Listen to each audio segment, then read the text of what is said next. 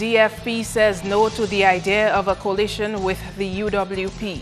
PSU executive to engage government over its opposition to taxing a bonus for employees, and an interim executive elected as a first step towards securing better representation for the local media.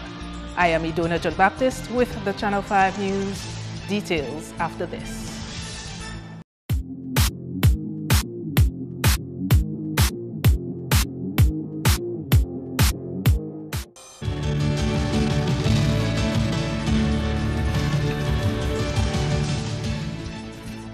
First up, the new leadership of the Dominica Freedom Party is not interested in any coalition with the main opposition party as it prepares for the next constitutionally due general elections.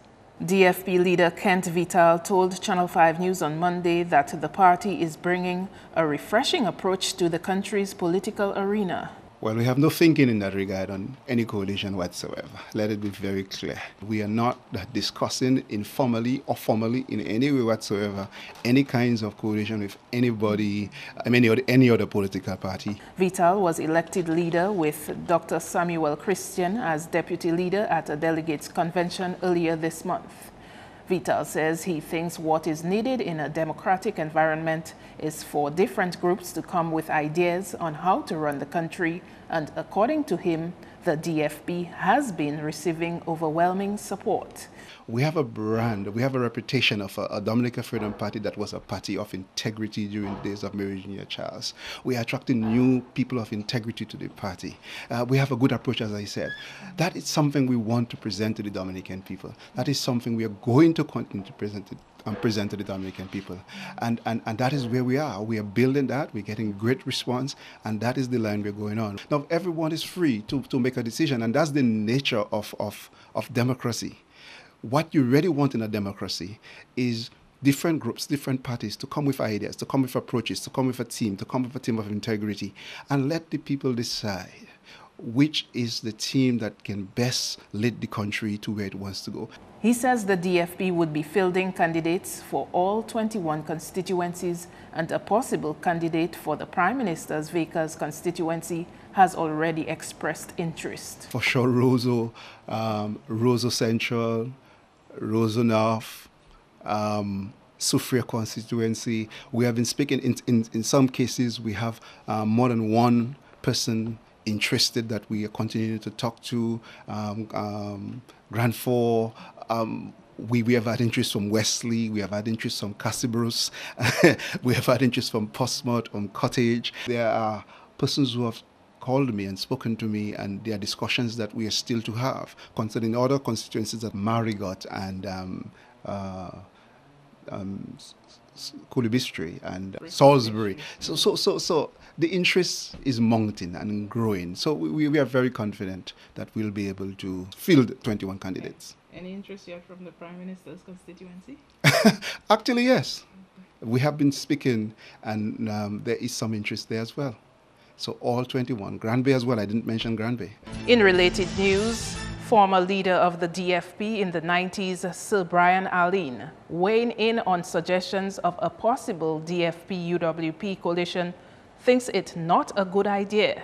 We asked Alleyne his perspective on the matter in a recent interview. They have to determine what is in their best interests. Coalitions are not always beneficial.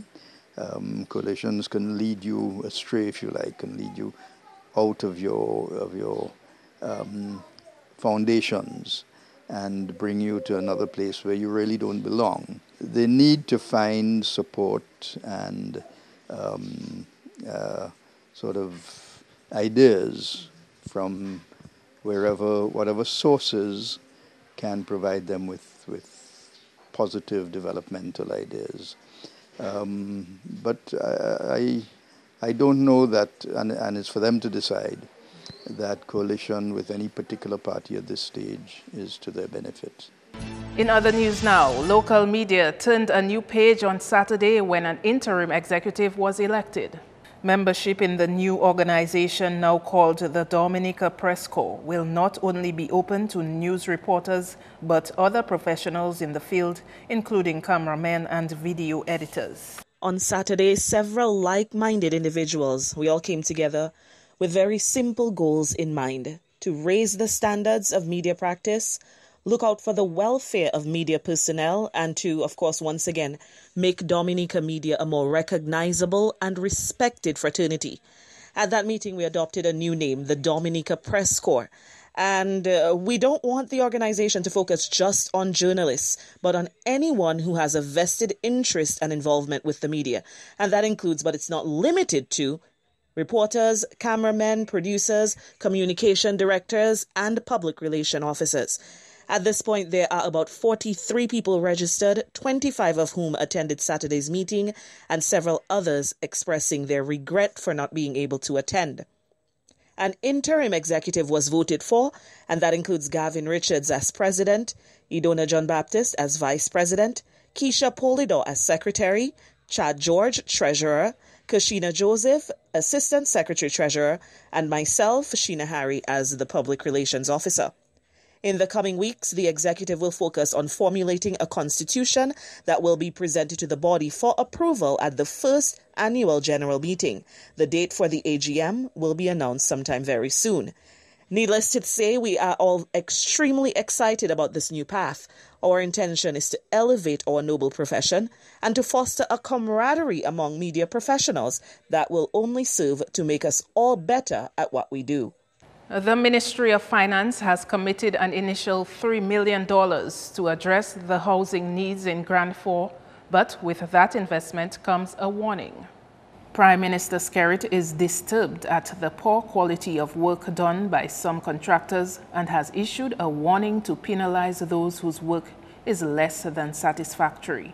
The Prime Minister says he is willing to have a housing officer resident in Grand 4 to oversee the execution of these building projects. You give them a contract to fix a house for an old lady, to build a washroom for an old lady.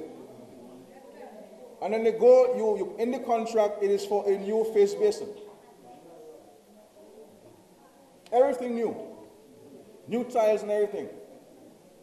But you have some contractors who are bandits in this country who go on abandoned sites, old projects, and take a face basin and put it for this poor old lady. You know, we have to be more diligent and be more frank for ourselves. That when you get a contract, you must do the work properly and to the satisfaction of the people.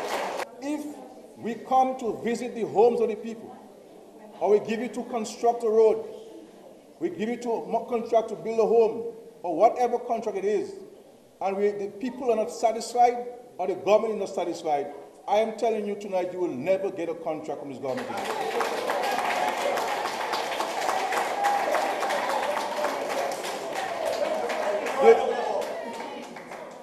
We have to be more diligent. We have to be more diligent, and we have to execute the works properly. Mr. Skerrit says for Dominica to prosper, we have to be more diligent and productive in our work. The main opposition United Workers' Party says its recent trip to China was not about exposing Dominica's domestic challenges to the world.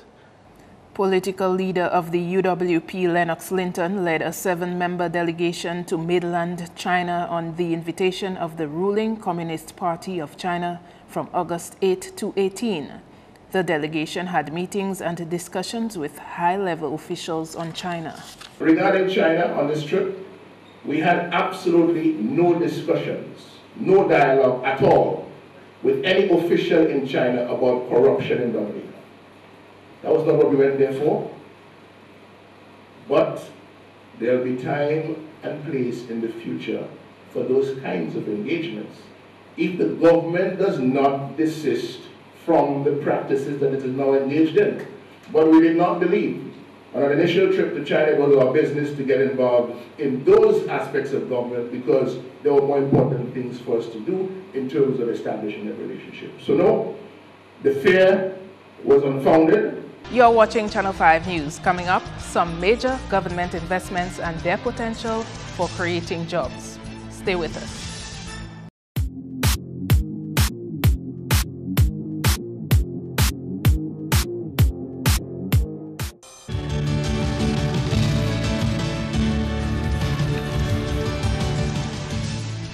Thanks for staying tuned. The executive of the Public Service Union awaits a date to meet with government's negotiating team to discuss a salary offer it has rejected on behalf of public servants. In July, Prime Minister Roosevelt Skerrit had expressed optimism that salary negotiations for the 2015 to 2018 triennium would be completed ahead of the presentation of the national budget. A month later, that has not happened. General Secretary of the PSU, Thomas Later, says the issue is that their membership is not in favor of government taxing a one-time bonus for government employees. Government has offered public servants a bonus equivalent to 2 months' salary and a bonus equivalent to 1 month's salary for those who retired in 2015. Later says they are asking that government treats it as an allowance and not as regular income. The PSU executive met recently on the matter. We have done an analysis of what the tax would mean to some people, and while some people at the lowest level will not be affected, a number of public officers are going to be affected. For example, somebody who's getting a salary of $3,000 would have to pay an additional tax of $900. Somebody whose salary is about $6,000 would pay additional income tax of $3,900, almost $4,000. Later says he was surprised about information that the bonus offered would be taxed.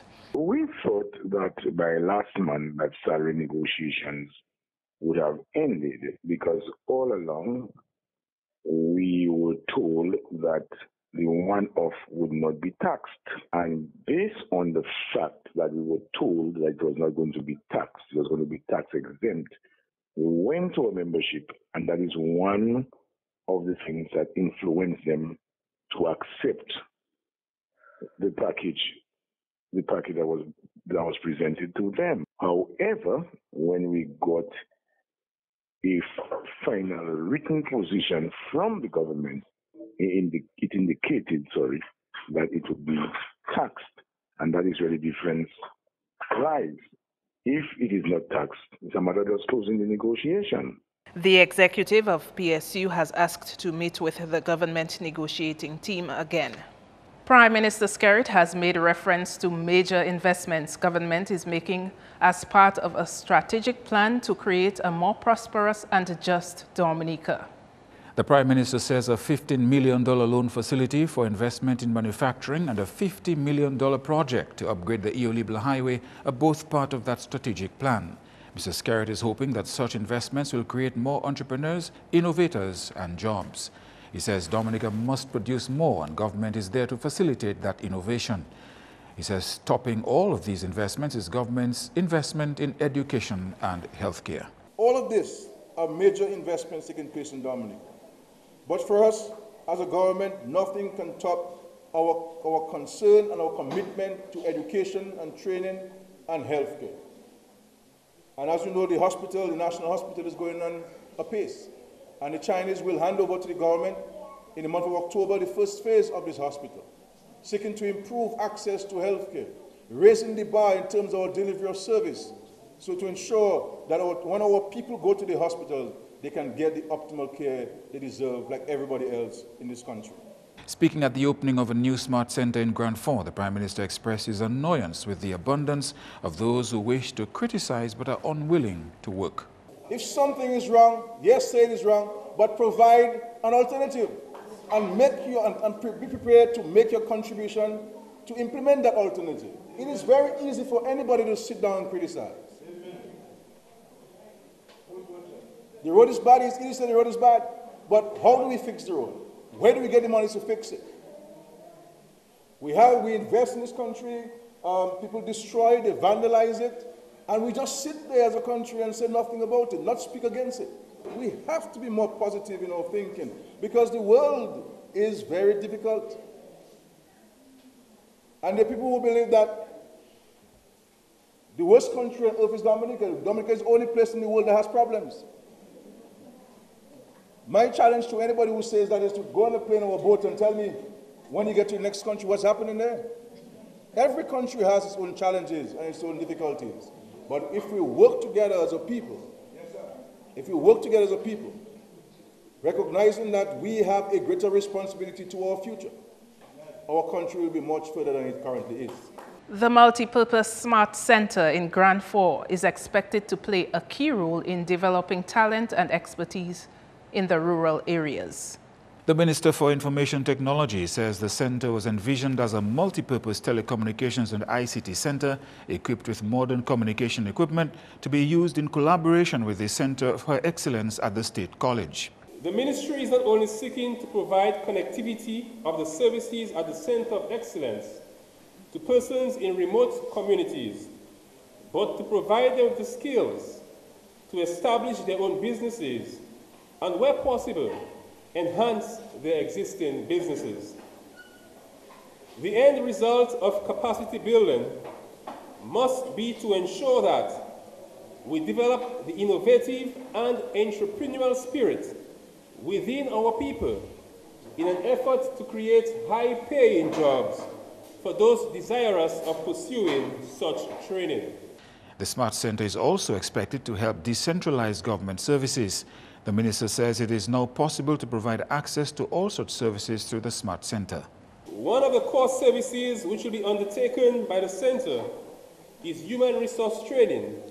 And in this respect, the center will be immediately offering all the courses in information technology that are presently being taught and pursued at the Center of Excellence in the upper campus of the Dominica State College.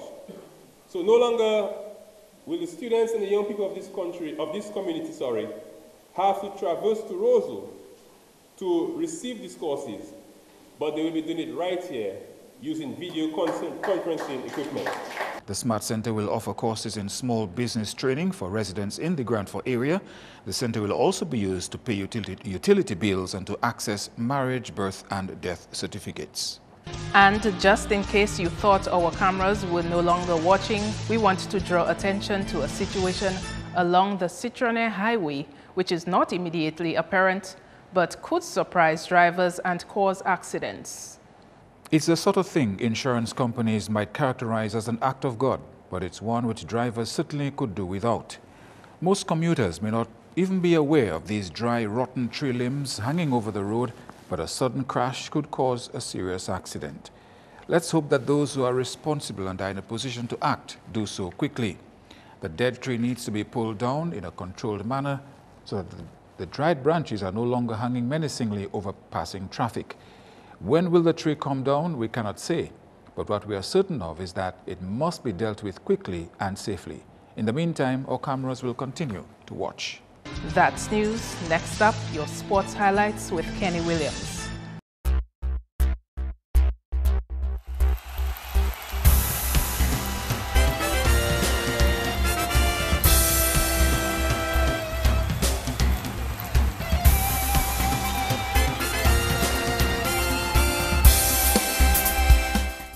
First up in sports, West Indies required another 317 runs with all wickets intact at the end of the fourth day's play of the second test against England on Monday. Recapping the highlights, England scored 258 in the first innings with a century from Stokes and a half-century from Root. Roach and Gabriel took 4 wickets apiece. In reply, the Windies were bowled out for 427 with Shy Hope on 147 and Craig Brathwaite 134. James Anderson took 5 wickets for 76 runs. In the second innings, England declared on 490 for the loss of 8 wickets, with Moeen Ali on 84 and Joe Root 72. Ruston Chase picked up 3 wickets for 86 runs, while Jason Holder and Shannon Gabriel picked up 2 wickets each. In the second innings, the Windies were on 5 without loss, with Brathwaite on 4 not out and Kyron Powell 1 not out. Sports continues with this item where the Dominica Olympic Committee says it's on the right path to regaining public confidence.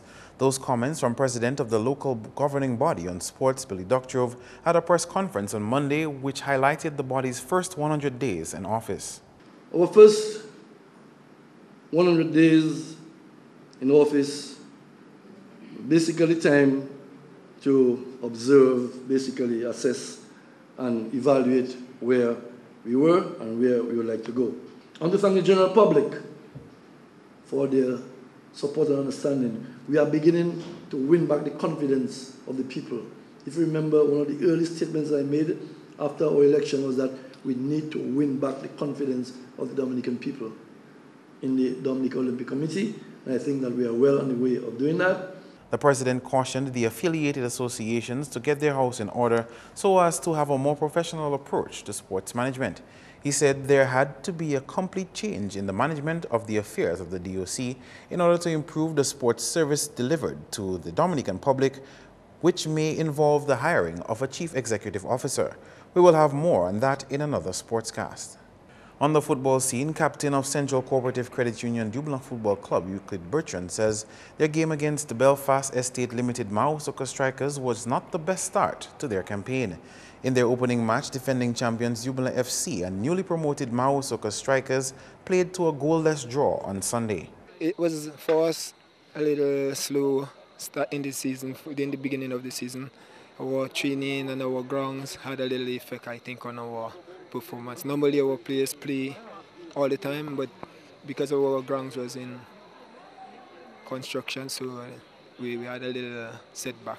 Our players kind of a bit rusty too, because even normally we would, like I say, we would have the goals and be shooting more, playing, but we didn't have even our goals up or nothing. So I think that have a lot to do with our little rust in the first game, because normally we would already be kicking up and doing a lot of things. Meantime, captain of Soccer Strikers is pleased with the results his team got against the defending champions.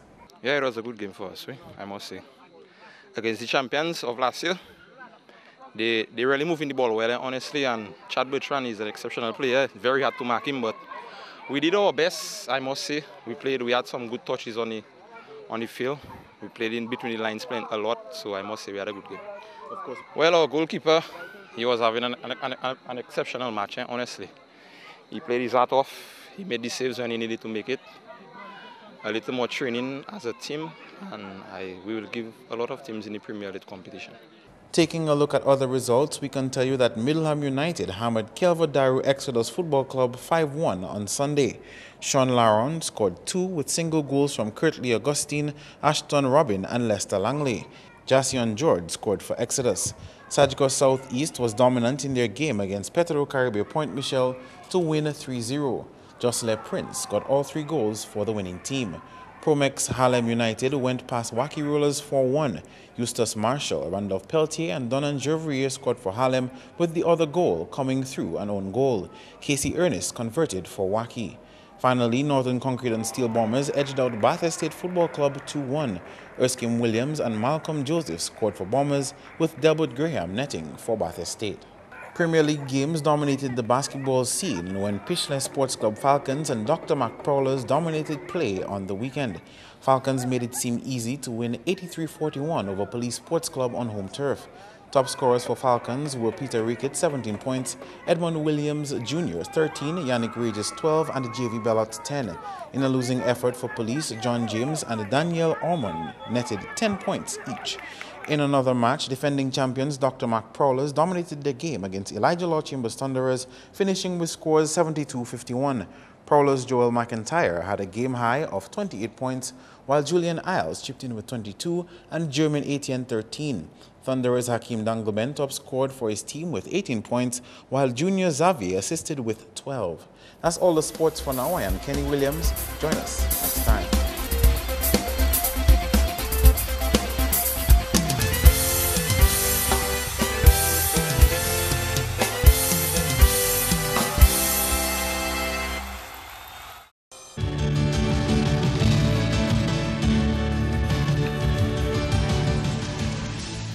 Time now for your weather update. Hello and good evening. Welcome to tonight's weather broadcast. I'm your presenter, Farah Rock. correct. Now, earlier infrared satellite imagery showed convection associated with the intertropical convergence zone as well as the trough system, and these two systems are expected to cause an increase in cloudiness and showers for us tomorrow afternoon. Our earlier visible satellite imagery showed some low-level clouds as well as some high-level clouds across the eastern Caribbean. Earlier radar imagery taken approximately 3:45 p.m. local time shows some scattered showers mainly to the southern portion of the eastern Caribbean. The weather tonight is expected to be fair to partly cloudy and hazy with a few brief showers. And tomorrow, well, it will start off as fair to partly cloudy and hazy. However, as I mentioned earlier, by afternoon it will become increasingly cloudy with a few scattered showers. Let's take a look now at the marine forecast. Well, sea conditions tomorrow will be slight to moderate, and waves are expected to peak up to 5 feet. The 3-day forecast tomorrow, Tuesday, as I said, it will start off fair to partly cloudy and hazy, and by afternoon it will become increasingly cloudy with some showers. And Wednesday and Thursday, partly cloudy to occasionally cloudy and hazy with a few brief showers. Let's take a look now at the weather for the rest of the Caribbean tomorrow. Most of the islands tomorrow can expect occasional cloudy skies with some showers and of course hazy conditions as well, whereas the southern portion can anticipate cloudy skies with some thunderstorm activity. On the international scene, thunderstorm activity expected for New York and Caracas. Cloudy skies with some rain for the city of New York and partly cloudy skies expected across the cities of London and Beijing. The sun will rise tomorrow at 5:52 a.m. and will set at 6:20 p.m. Of course, we are still in hurricane season. Keep abreast of your weather information. Visit our website at weather.gov.dm or call the hotline at 447-5555. Join us tomorrow evening for your next further broadcast. Thank you for viewing. To end the news, the headlines again. DFP says no to the idea of a coalition with the UWP. PSU executive to engage government over its opposition to taxing a bonus for employees. And an interim executive elected as a first step towards securing better representation for the local media. Feel free to contact us at news@marpin2k4.com. You can also access our past newscasts on our YouTube channel. On behalf of the entire production team, I am Idona John-Baptist, and to all our viewers around the world, thank you for watching. Join us tomorrow.